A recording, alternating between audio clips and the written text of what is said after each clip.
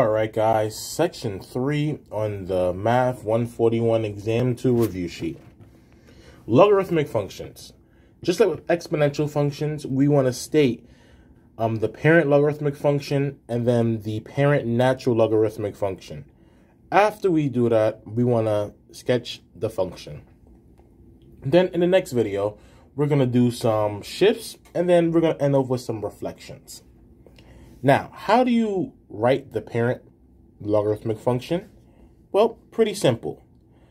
F of x equals log base a of x, such that a, which is your base, must be greater than 0, and a, which is also the base, cannot equal to 1.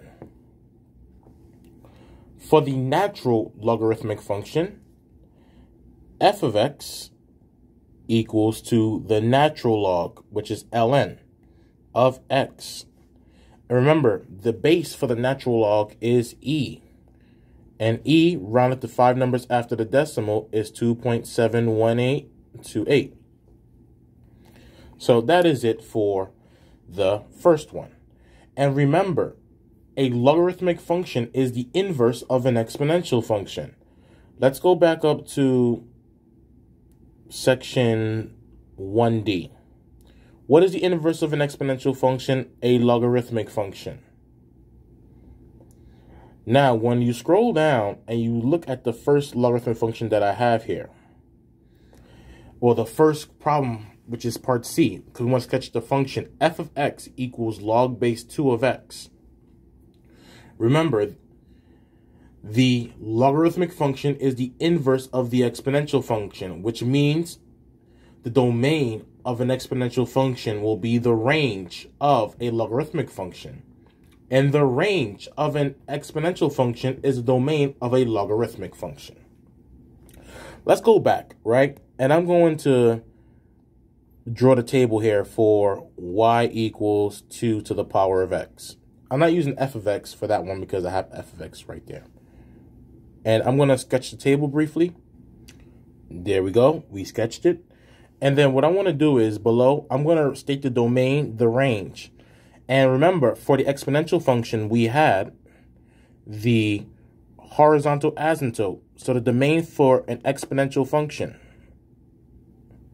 is negative infinity to positive infinity. The range for this function was 0 to infinity. And the horizontal asymptote was the equation, the line, y equals 0.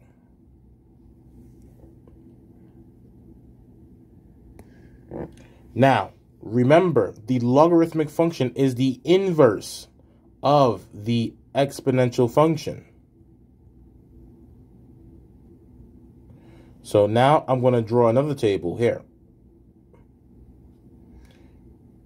And x and y right here. Remember, when you find the inverse of a function like we did in part 1, you interchange your x's and y's. So that's like what I'm going to do here. I'm going to interchange the x's and y's. So there's 1/4 and -2, 1/2 and -1, 1 and 0, 2 and 1, 4 and 2, 8 and 3. Those are the coordinates that I'm going to be using to sketch my function f of x equals log base 2 of x.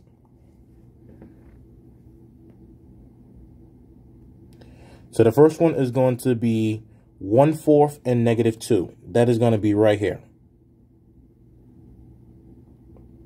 1/2 and -1. 1 0. 2 1. 4 2. 8 3. Let's sketch that function.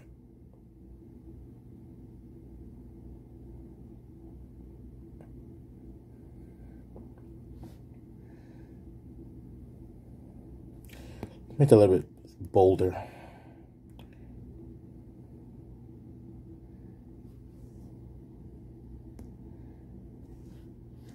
And this right here, what I just sketched in the dark purple, is f of x equals log base 2 of x.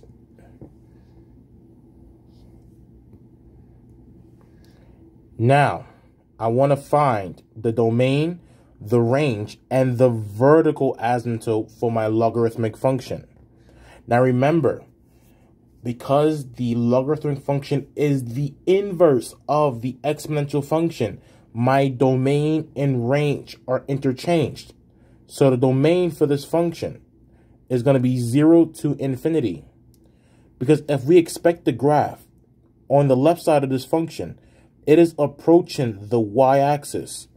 The y-axis has an x value of 0.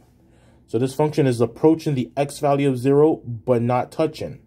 That's why it is parentheses here for 0. Analyzing the right, this function goes forever and ever and ever to the right, which means my x's are getting larger and larger and larger indefinitely, which means that is approaching positive infinity. The range for a logarithmic function is infinite.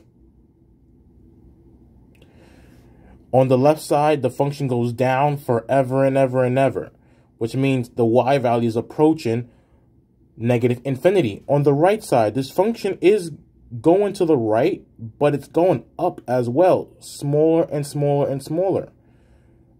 As it keeps going up and right and smaller, smaller, smaller, the y values are also increasing as well, which means the value of y is also approaching infinity.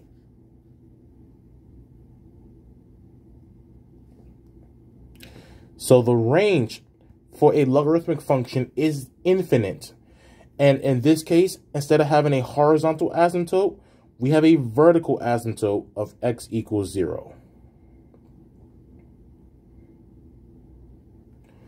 And that is it, guys. Hope that made sense. Hope you enjoyed it and you understand how to graph this function. I'll see you in the next one. Take care.